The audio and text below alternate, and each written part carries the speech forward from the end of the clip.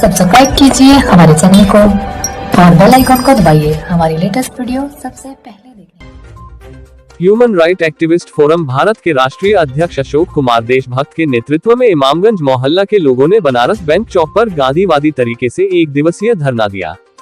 अशोक देशभक्त ने बताया कि इमामगंज मोहल्ला के लोगों को कोर्ट को गुमराह कर उनके घर से बेघर किया गया है। वही सामाजिक कार्यकर्ता सेवादार अविनाश कुमार ने कहा कि इमामगंज के लोगों का घर उजाड़ने से पहले सरकार और प्रशासन को उनके बसाने की व्यवस्था करनी चाहिए थी। राजद नेता अमीर हसन ने कहा कि नीतीश कुमार की सरकार में गरीबों को उजाड़ा जा रहा है, जनता इनसे त्रस्त हो चुकी है। बिहार की जनता इन्हें सबक सिखाने का काम करेगी।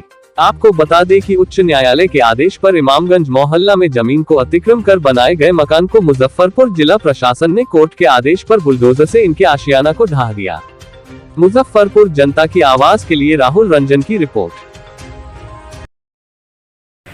ये कोर्ट के आदेश से पूरे क्षेत्र को खाली कराएगा, फिर विरोध किस बात का? देखिए, कोर्ट की आदेश की बात जहां तक आ रही है, ये तो बड़ा ही चिंतनीय आपने सवाल किया है कि कोर्ट का आदेश है तो विरोध किस बात का। मैं भी मानता हूं कि कोर्ट का आदेश है तो किसी प्रकार का विरोध नहीं होना चाहिए, लेकिन जब कोर्ट के अंदर में अगर गलत दलीलों के आधार पर कोर्ट को फैसला देने पर मजबूर कर दिया जाता हो तो वैसे स्थिति में विरोध होनी ही चाहिए। क्योंकि इस मामले में खासकर इमामगंज जो ये बनारस बैंक चौक मुजफ्फरपुर का जो मामला है, जिसमें जो कोर्ट का फैसला आया है, या कोर्ट के नाम पर सिर्फ यह कह दिया जाए कि यह कोर्ट का फैसला है, यह उचित नहीं बनता है। क्योंकि यह लोकतंत्र का धरती है, यह लोकतंत्र की जननी मुजफ्फरपुर है। इसलिए हम लोग माननीय उच्च न्यायालय और सर्वोच्च न्यायालय का सम्मान करते हैं, लेकिन यह भी महसूस कर रहे हैं आज इस देश के अंदर में कि न्यायालय में भी किस प्रकार से खेला चल रहा है, इसको जरा देखने की जरूरत है। इसलिए आज विरोध करना पड़ रहा है मजबूर होकर। पक्ष रखने का मौका आप लोगों को भी मिला होगा ना।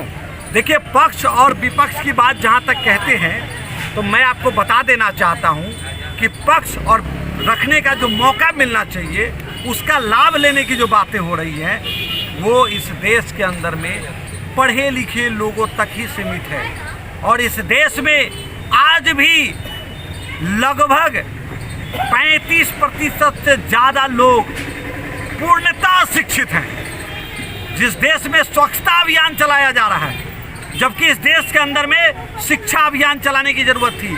आज अगर इस देश में सभी लोग शिक्षित होते तो जो पक्ष की बात आप कर रहे हैं, हम भी पक्ष की बात रखने वहाँ पहुँच सकते थे। लेकिन मजबूरी यह है कि यहाँ के लोग अपने जनप्रतिनिधियों के भरोसे रह जाते हैं, और आज के जो जनप्रतिनिधि हैं वही भ्रष्ट हो गए। जिसका एक उदाहरण मैं देना चाहता हूँ आपके सामने कि इनको बसाने का किया किसने काम। इसलिए इनको जो बिजली मुहैया हुई, इनको जो राशन मुहैया हुआ, इनको जो वृद्धा पेंशन मुहैया हुआ, माननीय मुख्यमंत्री का जन योजना का लाभ दिलाया गया, ये किसने दिलाया?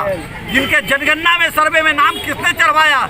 जिन जनप्रतिनिधियों ने इनको चढ़वाया, उनकी दायित्व बनती थी कि इनको अतिक्रमणकारी नहीं घोषित होना चाहिए था, इनको अस्थायी रूप से बचाने का काम करना चाहिए था। इसलिए मेरी जिलाधिकारी महोदय से मांग है, बिहार सरकार से हमारी मांग है कि ऐसे कुकृत्य करने वाले उन तमाम जनप्रतिनिधियों को चिन्हित किया जाए, उन तमाम आलाधिकारियों को चिन्हित किया जाए और उनके ऊपर कानूनी कार्रवाई की जाए। उनको कानून सम्मत कार्रवाई करते हुए उनको जेल भेजने का काम किया जाए और इनको अस्थायी रूप से बचाने का काम किया जाए।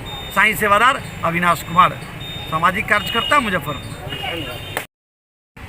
किन मांगों के लिए धरना पे मांगे हमारी है, यही है मुख्य रूप से कि सबसे पहले इनकी घर जो गिरी है उसको बचाने का काम किया जाए। दूसरी मांग हमारी ये है, जिन किन व्यक्ति के द्वारा सम्माननीय उच्च न्यायालय में तोड़ मरोड़ कर फैसला दलीलें दी गई हैं फैसला लेने को लेकर के, उन पर कार्रवाई हो। तीसरी बात यह है कि इनकी जो झुग्गी झोपड़ी जो उजारी गई है या पक्के के मकान जो उजारी गई है, जिनकी गलती से हुई है, उनके पैसों से यह मकान बनाई जानी चाहिए। क्योंकि ये गरीब है, कोरोना काल में इनकी स्थिति दयनीय हो चुकी थी और वर्तमान में बारिश के समय में इनकी स्थिति खराब है। ये सब रोज कमाने खाने वाले हैं। मैं ज़्यादा कुछ बोलना नहीं चाहता। अशोक कुमार देशभक्त ह्यूमन एक्टिविस्ट फोरम भारत राष्ट्रीय अध्यक्ष। क्या कहना चाहेंगे धरना के माध्यम से?